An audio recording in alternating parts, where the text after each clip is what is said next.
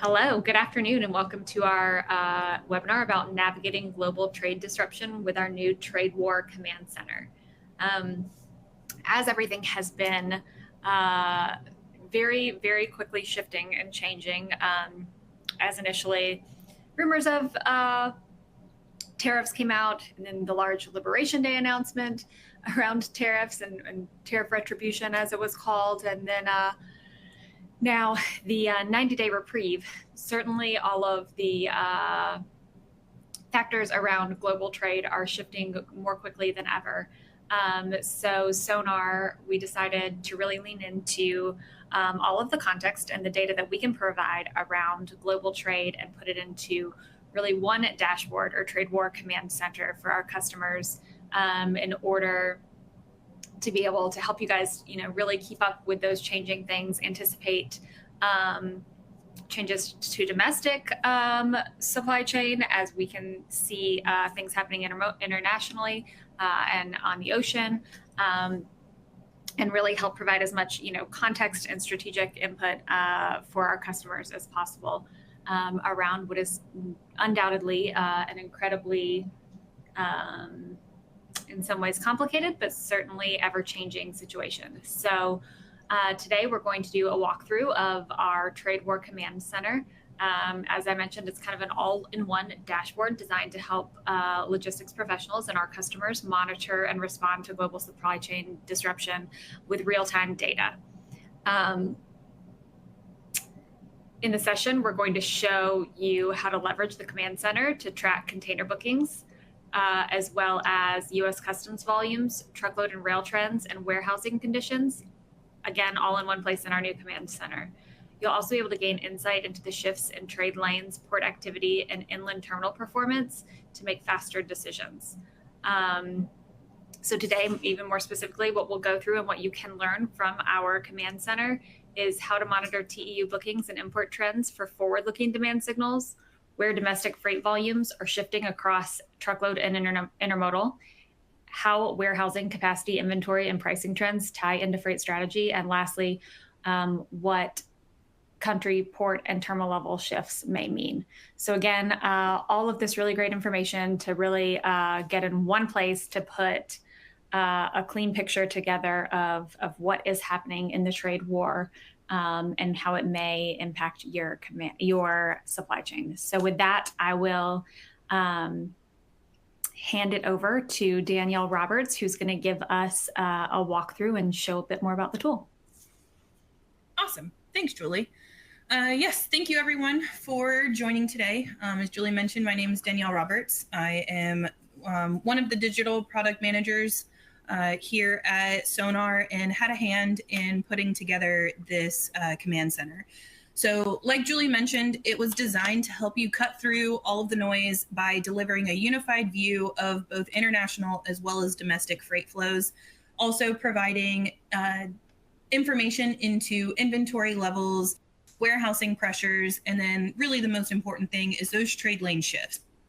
So getting right into the dashboard, really starts off with cards at the top, giving you that multimodal freight visibility. So the first one we're looking at is our inbound ocean TEU volumes, so our IOTI data set. We will highlight week over week, month over month, and year over year change here, along with a spark line of showing just a quick trend over the last year of what we're looking at there.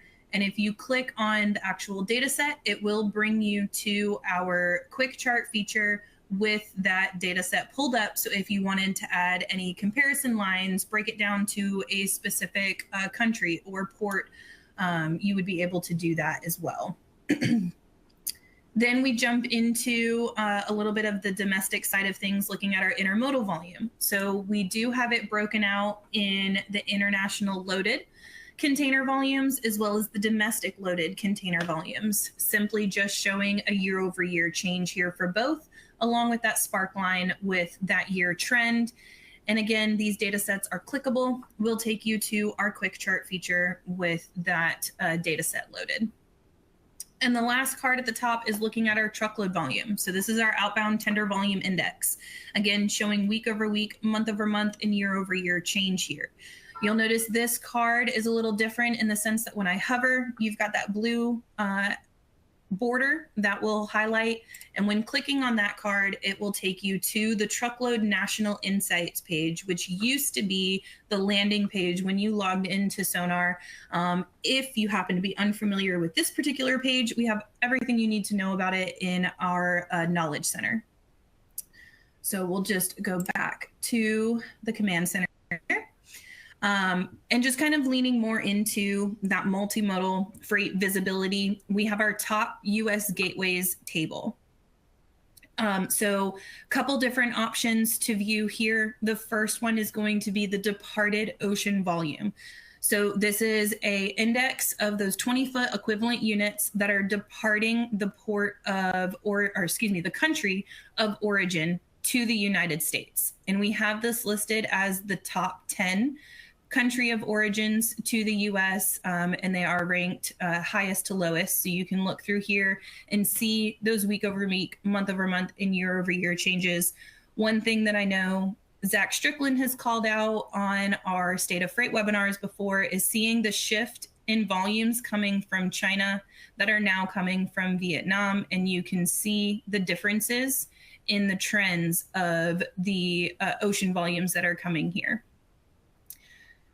In our view by dropdown, you'll see that we have several other options. So if you wanted to look at the inbound ocean volumes by port, this is going to be destination port. So US ports all listed here, again, top 10 of those. So you can see shifts of volumes, not only where they're coming from, but also what ports they are landing in, potentially rerouting services there. Then Danielle, can you give us a quick, yes, on that with the dropdown, can you give us just a quick overview of the 6 different options that are there back to back so that I can kind of wrap my head around all the things that this one box does? Yep. So we also have our cleared container volumes. This is going to be the U.S. Customs. This is going to be freight that has already arrived at the port, cleared through those customs. Then we look at our intermodal volumes. This one is again going to be broken out at looking at international as well as the domestic. Then we get into the truckload side. So we've got our truckload rejections, and then we have the truckload volumes. So rejections are going to be the carrier sentiment to the volume demand that is being sent out. Great. Thank you. And as you guys noticed that I kind of rudely interrupted Danielle, but interjected, I wanted to also mention that we do have keep the Q&A open. So if you have questions as Danielle is going through this or broader questions, please go ahead and put them in the Q&A and we will either answer them as we get to that section of the dashboard or we will answer them all at the end. Also, this is recorded. So if you'd like to reference this webinar back again later, that will come out later this week. But again, be sure to use the Q&A function. Sorry, Danielle, thank you. No, you're good. So as you click on each of these pieces, obviously the table is going to upload with the top 10 for that particular data set that you're looking at. So if we looked at intermodal, this is going to be the top 10 rail terminals here. You'll notice as I hover, it is each of these rows are clickable. So you'll find a lot of that taking you to the chart. And it will display both of the data sets. In the case of the intermodal data sets, we'll show both of those, international as well as domestic, on here. You can always click the back button to go back to the Trade War Command Center, or just click SONAR in the top left corner, and that will take you back to the landing page as well. So anything you click on, table is clickable, will take you to that chart for additional analytics. Just for those of you that are not all that familiar with the different data sets that we have here. So the departed volume by country and then looking at the inbound by port, both of these things are using that IOTI data set. So inbound ocean TEU booking volumes. This allows you to get ahead of the global demand shifts by analyzing that forward-looking container volumes, looking at those bookings, where they're coming from and where they're going to. The cleared container volumes is going to be more of that being able to see real-time import activity to understand where freight is actually landing today, and therefore where those intermodal and truckload volumes are going to be coming from, where we may see an increase in the tender demand for capacity. So the intermodal volumes is where you can gauge more, identify those mode shifts in capacity trends across both the international and domestic rail container flows, and seeing what terminals are getting or seeing majority of that volume. And Danielle, maybe as a quick point to pause, because we have a question on the side that I think fits in well to your presentation up until this point, is from Victor asking if this is all open source data, which the answer to that is I'll answer that question and then also maybe share a little bit more about the data sources as we navigate through this page. But the only open source data that you're going to see here is the Logistic Managers Index. I believe that's publicly available. It's survey data that you can access and that you can see. All of the other data that you see on this screen, the ocean volume bookings data sets, the intermodal volume, and the truckload volume, those are all procured directly by SONAR. And, our data science team is aggregating various sources of software providers and intermediaries that facilitate trade transactions basically across these modes. And we're aggregating all of that data, cleansing it, and building it into these dashboards and APIs for our customers to consume. So, to more specifically answer the question, you certainly need to be a customer to get the granularity of detail in what you're seeing here today. Perfect. Thanks, Brad. Yeah, and moving on to the Logistics Managers Index here, this is where that warehousing and inventory intelligence comes into play. So like Brad said, yes, is a survey that is sent out and is on a scale of 1 to 100. Anytime you are over 50, and that is when you are in expansion territory. And anytime you are below 50, that is when you're in contraction territory. So think of it from an inventory level standpoint. Above 50 is inventories are still growing. Below 50 is when inventories are starting to shrink. This will give you an understanding of if shippers are having to restock or are depleting their inventories, which is a key signal for future import demand. So you can see that month over month, we did see a decrease in the inventory levels, still in that moderate expansion. But if we were to see a continued decrease, then it will go into that contraction, which is where you'll start seeing shippers needing to restock those inventories. Then we have warehouse capacity and warehouse prices. So the capacity monitoring allows you to anticipate space constraints, plan for more storage effectively with capacity and that index tracking. And then the price movements is where you can stay ahead of rising costs and negotiate smarter with additional visibility into the warehouse prices on if they are expanding or contracting. And you can see we actually saw a very large jump in this particular data set month over month. And all three of these are updated monthly. Moving down to kind of the final two pieces that we have here is a couple charts. The first one looking at that inbound ocean TEU volume index. So again, 20-foot equivalent units here. And we are looking at this at the national level in a seasonality mode. So this way you can quickly and easily compare previous year's volumes to what we're looking at right now. The blue line on this chart is current year's volumes. You have last year in this darker green, 2023 in pink, and then the lighter green up at the top is 2022. So what you can quickly see from this is that we are actually dipping below even those 2023 lows right now, and are somewhat following that same trend, just a little bit more exaggerated. You can see we were kind of floating just below those 2022 highs, the post-COVID highs that we were seeing in those import volumes and really started to fall off as a result of all of the tariffs and things, trade wars and things like that, that are getting pushed out here currently.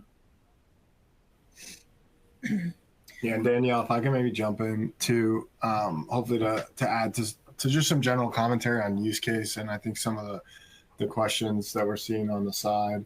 Some of the customer use that we're seeing at the moment are really in threefold. If we can describe them, if you're a shipper who's involved in global container trade, that is certainly one, just to monitor not only what's happening generally with kind of supply and demand from a volume perspective and any impacts on your core shipping lanes. One of the things that's getting a lot of news and a lot of press right now is what's happening with China to the US. I think what's not getting as much press is what's happening in some of the other lanes, like a Vietnam, as Danielle pointed out, and certain organizations that maybe strongly rely on Vietnam to the US, and now they're seeing a significant amount of additional pressure in volume being moved from Vietnam to the US. So kind of use case one is providing general broad visibility into what's happening at a global shipping container level and what impacts can that have on your pricing and your capacity and availability on these shipping lanes as we continue to see things shift and change. Then naturally that leads it to what happens in the US, right? And I think one of the most dramatic things we're seeing right now as we dig into the granularity of some of the data with the intermodal data at a port level or at a city center region level and from a truckload perspective is, the downstream impacts and effects. So we're seeing customers asking what's going to happen with my need to plan for drayage capacity, for example, as we're seeing shifting port volumes maybe out of or away from LA, but into other ports in the US. So how do I need to plan, a month out for drayage capacity? That's a common question that we're hearing and seeing right now. And what impact potentially is that going to have on pricing and availability of drayage providers? And then, of course, as those things make their way into the country, what impact is that having on, generally speaking, truckload volume, which we're tracking? And then, of course, as we continue to see demand potentially increase in various ports or port regions over the next month or so, is there going to be impact on or pricing pressures? I think we're a little too far out to be able to pinpoint to any potential capacity shortages, or there's no early signs that we're seeing from a routing guide compliance perspective on the truckload side. But one thing we're certainly seeing, which I think you can see there, is the LA has dropped to the fifth largest market share, outbound truckload freight volume market. That's typically in the top one or two, and you're seeing a 25% year over year decrease. We're seeing, and I think some of the people on this call, as I look at some of the names that our customers can certainly, I think, agree to a lot of the volume that's fallen off the West Coast due to some of these changes. And given the high frequency nature of the bookings data and that it's capturing insights or it's painting data points at the point that the data is being booked by shippers and ocean liners, there's still a transit time that needs to take place of anywhere from 20 to 40 days from when it actually leaves said country and gets to the US. So we're not quite seeing the impacts yet from some of the shifts in the truckload markets. I think you're seeing a little bit of the increase cross-border as you see Laredo and El Paso on the truckload side down there. So we're starting to see some of them show up, but we still think we're a little ways away, weeks or month out before a lot of this starts or continues to play out. And these some of the changes in the container volume start to make their way into the US and distribute throughout the supply chain here in the United States. Yep. Awesome. Thanks for that, Brad. And also want to call out to when looking at this IOTI being bookings in a forward-looking indicator, especially when you're looking at the table and when drilling down to, the specific port level, the volumes or the index that you're seeing here, as we're seeing week over week increases, this is a lead time of, anywhere from around 4 to potentially 6 weeks, depending on the vessel's actual departure date, of when we're going to see these volumes actualized through the U.S. Customs or in the truckload volumes or intermodal volumes as well. So that's kind of the average lead time that you can kind of expect for some of this. Obviously, some lanes will be faster in those transit times than others, but that's what you can expect there.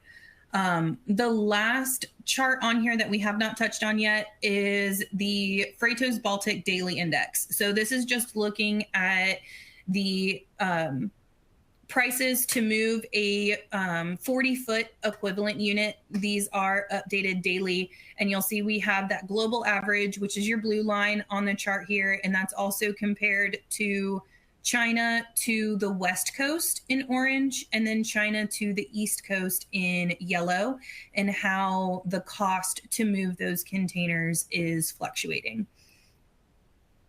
This is somewhere where, ocean carriers will tend to try and capitalize on any potential volatility.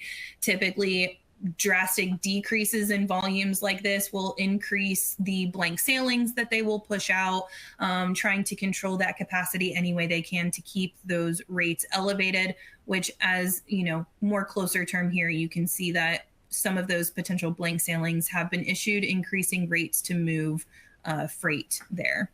So, and again, tariffs are going to have an effect on those costs as well.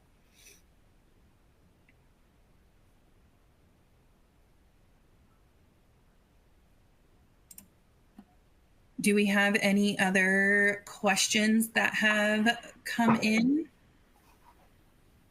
Yeah, I think maybe we'll open, or more formally open up for some Q&A, which I think Victor's asking a similar question that was asked separately in the attendee chat around single commodities or sectors of commodities.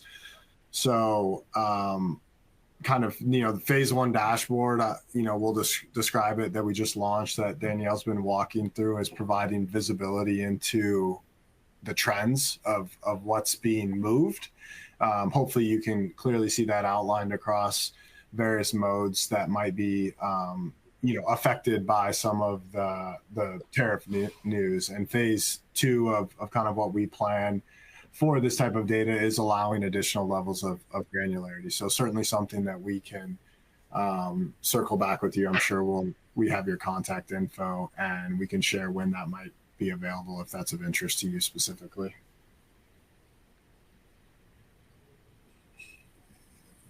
And yeah, as we're to kind of fill the air, as we're continuing to wait for any questions that might come through in the next 7 or so minutes, for the broader group, these are our visualizations that we've built out that are available in our user interface. The underlying data we do have available via API for consumption. So a very popular format that our customers will interact with, not only just the data you're viewing today, but a lot of the data available in the SONAR database is through our Excel plugin to be able to download in Microsoft Office and pull down data directly into Excel, or just directly hitting our API through our API website and pulling down that data into your ecosystem. So there's a number of different ways to interact with the data. You can use our visualizations that we've customized. You can customize your own within other aspects of, or other customized charting and visualization tools within SONAR, and you can also build your own in your own ecosystem, basically, or your own software and data visualization tools.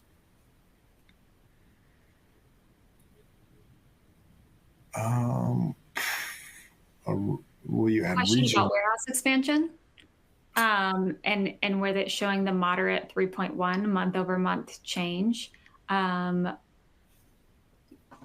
I I won't ask the question specifically, but I will ask, can we explain kind of what that means and a use case for it? And it's referring the warehouse capacity. To warehouse capacity. So, and now it's showing, the question is, warehouse prices and expansion means that prices are increasing, correct? So I'm kind of interpreting the question, but I think warehouse capacity expansion, Danielle, to be clear, does that mean there's less capacity available in warehouses or more capacity available in warehouses?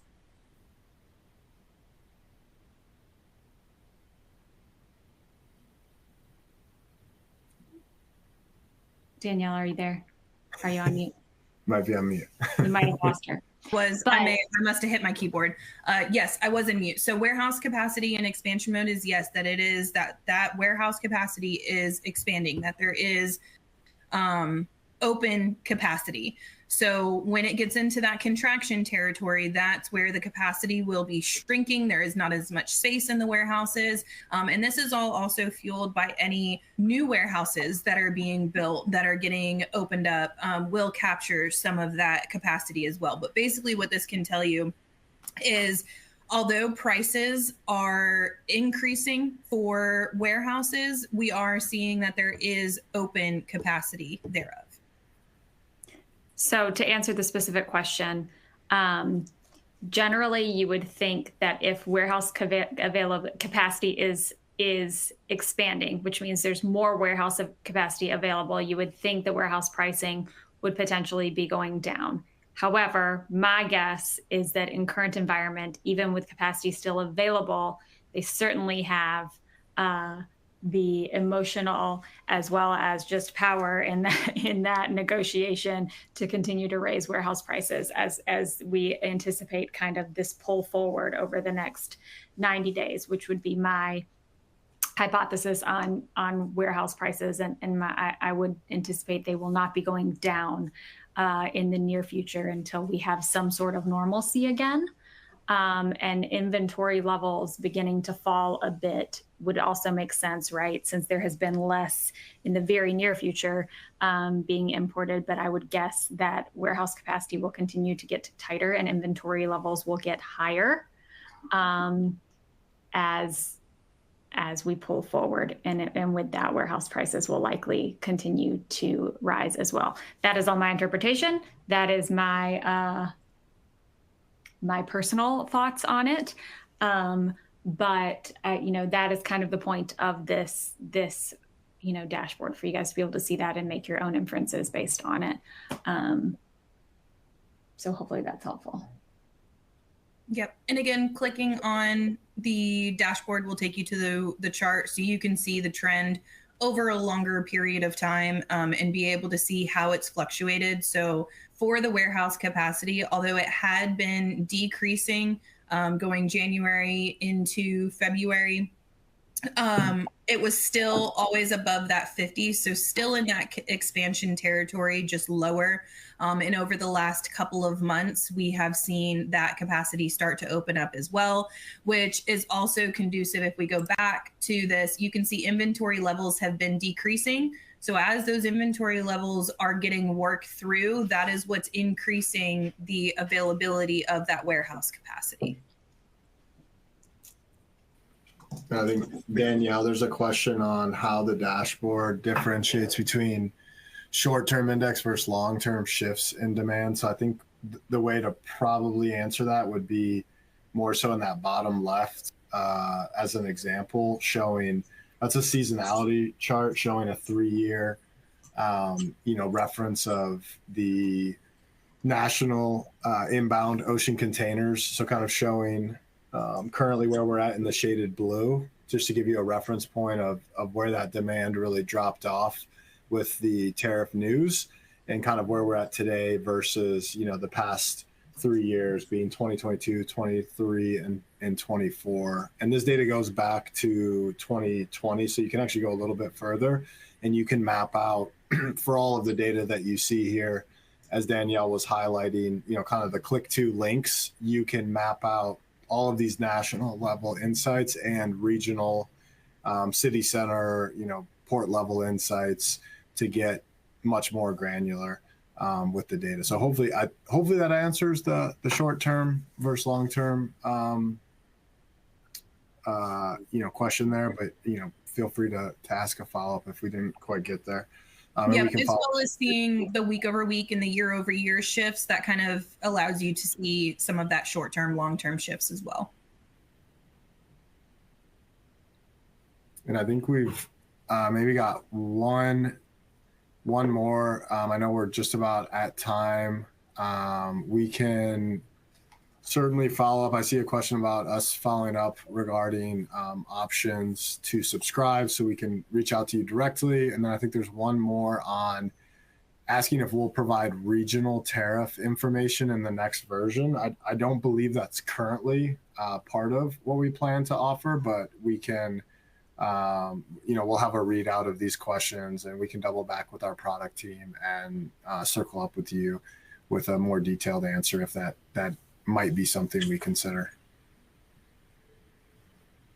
All right. Awesome. Thank you, Danielle. Again, I'm Julie Vandekamp. I'm Chief Customer Officer here at SONAR, joined by Brad Ganane, our VP of Sales, and Danielle, who is instrumental in our product team. So thank you guys both for joining us.